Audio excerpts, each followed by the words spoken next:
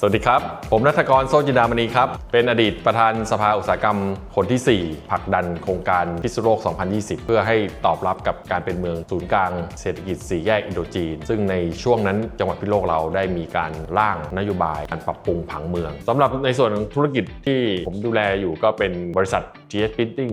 2002 หรือ B Smart นะครับที่ทุกคนรู้จักเกี่ยวกับงานสิ่งพิมพ์งานป้ายเราเป็นเจ้าที่มีเครื่องพิมพ์ขนาดใหญ่เพื่อให้งานพิมพ์ได้มีคุณภาพให้เฉดสีที่กว้างและก็สูงสุดของกระบวนการงานพิมพ์ขอเชื้อเชิญทุกท่านนะครับใครที่สนใจมาเป็นสมาชิกสภาอุตสาหกรรมการที่เราได้เข้ามาเป็นส่วนหนึ่งเข้ามาเป็นสมาชิกสภาอุตสาหกรรมจริงๆแล้วเราเป็นผู้นำด้านอุตสาหกรรมก็จริงนะแต่ในส่วนผู้ประกอบการอื่นๆก็สามารถใช้บริการและก็พึ่งพาสภาอุตสาหกรรมเราได้นะครับไม่ได้เฉพาะเจาะจงว่าจะต้องเป็นอุตสาหกรรมเท่านั้นเพราะทุกคนเกี่ยวข้องกับอุตสาหกรรมหมดขอบคุณมากครับ